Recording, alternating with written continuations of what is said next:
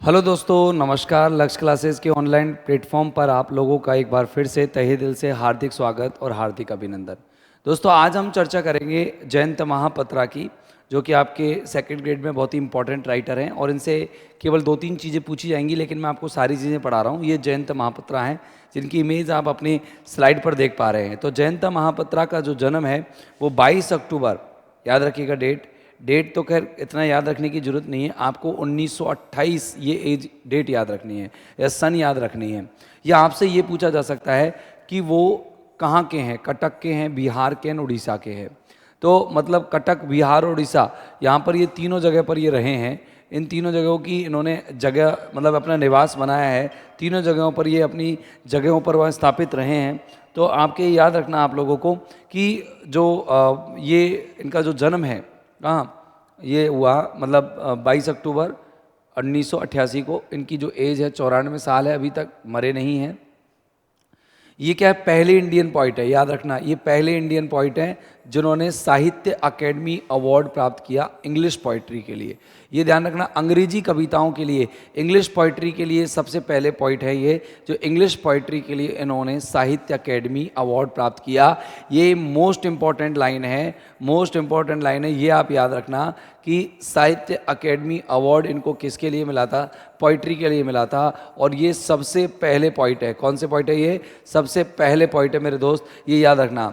उनकी जो famous poems हैं, यानी कि इनकी जो फेमस पोइम्स हैं, जैसे कि इंडियन समर है और हंगर है, इनको क्लासिक्स में बहुत ज़्यादा, मॉडर्न इंडिया में, इंग्लिश लिटरेचर में जो मॉडर्न इंडिया है, ये मॉडर्न इंडियन इंग्लिश लिटरेचर में इनको क्या माना जाता है, क्लासिक्स माना जाता है, शास्त्रीय माना गया है, इनको बहुत ही ट्रेडिशनल या परंपरागत माना गया है।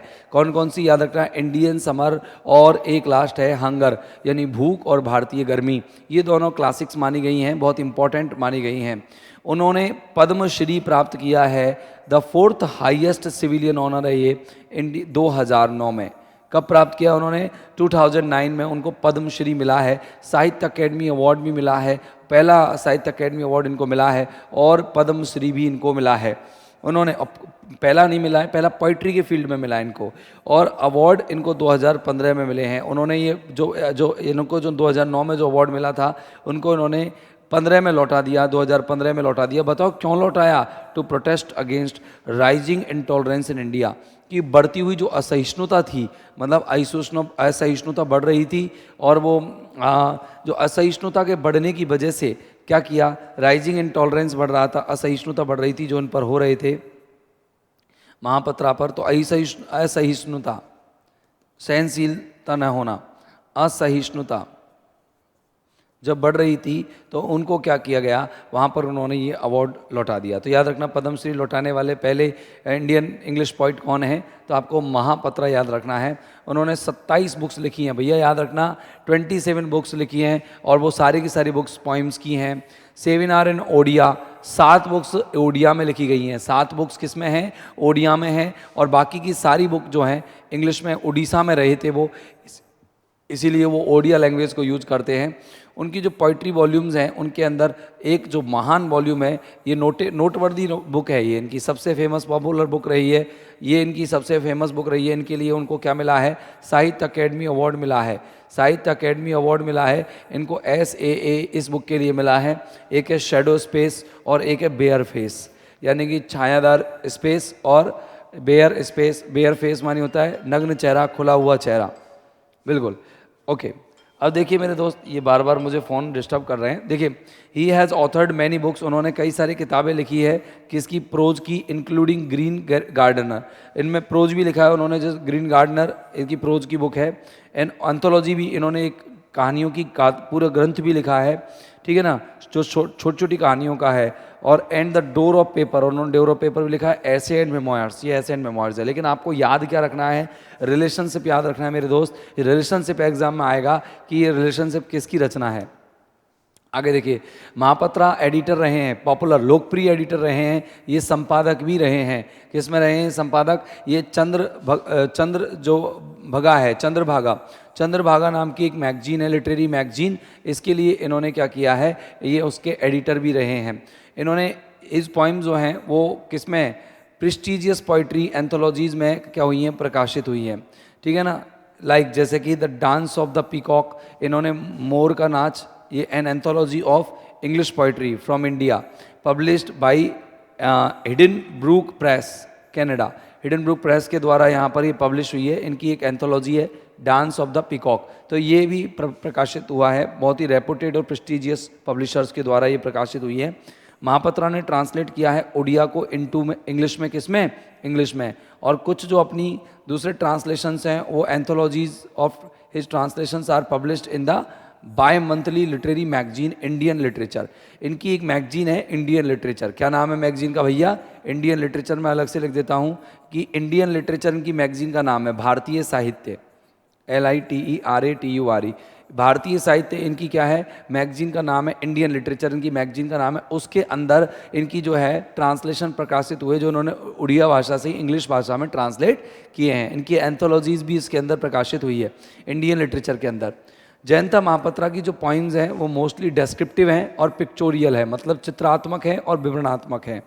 कैसी है? विवरणात्मक है, विवरणात्मक और चित्रात्मक, मतलब इनके अंदर पिक्चर्स बन सकती हैं, चित्रात्मक है मतलब इनको चित्र खींचा जा सकता है, कार्टून्स बनाए जा सकते हैं। We can see the picture of Jagannathpuri. यहाँ पर हम जगन्नाथपुरी की जो temple of lord Jagannath, Jagannath का जो टेम्पल है उसकी हम यहाँ पर पिक्चर देख सकते हैं। समुद्र है, समुद्र बीच है पुरी का।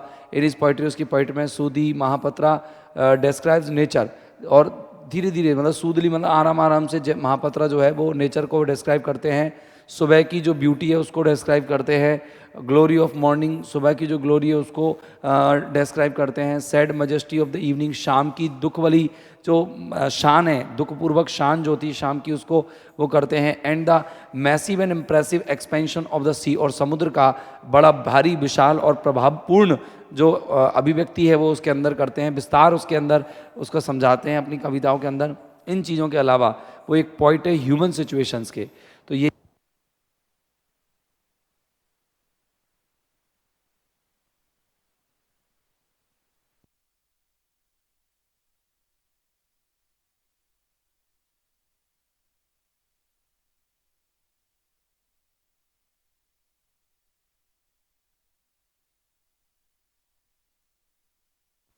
हेलो हेलो हेलो, ठीक है। वो ह्यूमन सिचुएशंस के क्या हैं, पॉइम है, पॉइंट है। मतलब ये लाइन याद रखनी है आपको, मानवीय सिचुएशंस के वो पॉइंट हैं, ह्यूमन डिलेमास के वो पॉइंट हैं, और प्रेडिकामेंट्स यानी कि उनकी उलझनों के वो पॉइंट हैं। मतलब मानव को कितनी जीवन में उलझनें होती हैं उन सबको इन्होंने व्याख्या किया है। बात समझ में आई? आगे देखिए कि जयंता महापात्रा ने इमेजेस निकाली हैं नेचर की, ठीक है ना, अपनी नेचर की इमेज निकाली है और इमेजेस को रिलेट किया है नेचर के पतन से, बीमारियों से, मृत्यु से और विनाश से, कि नेचर किस तरीके से पतन होकर के मृत्यु विनाश का कारण बन रही है। Can be noted that images in his poetry, उसकी पोइट्री में जो इमेजेस हैं वो बहुत ही पेनफुल टोकन है। मतलब वो क्या है, पेनफुल टोकन है, मतलब क्या है कि वो दर्द भरी टोकन है, सजेशन है। He is deeply interested in Puri, वो पुरी में बहुत ज़्यादा इंटरेस्टेड है, वो अपनी लिविंग प्रेजेंस को दिखाता है पोइम में, ठीक है ना। Some religious elements are found, मतलब रिलीजियस एलिमेंट है, कॉलोक्वियल है, कंट्रोवर्शियल स्टाइल है, ठीक है ना। इनकी जो नोटेबल वर्क है वो मैंने आपको बता दिया, रिलेशनशिप है जयंता महापात्रा का। ये याद रखना कि इनको इसी के लिए 1981 में सबसे पहला पोइट्री के लिए जो साहित्य अकादमी अवार्ड मिला था, ये देख लीजिए 2005 में, है ना। आगे देखिए पद्मश्री इनको मिला था, ठीक है ना, पद्मश्री इनको मिला था जो इन्होंने लौटा दिया। तो इस तरीके से ये अपन के जयंता महापात्रा कंप्लीट होते हैं दोस्तों। फिर मिलते हैं अरुंधति रॉय के साथ, तब तक के लिए have a nice time, good day, good bye, thank you very much.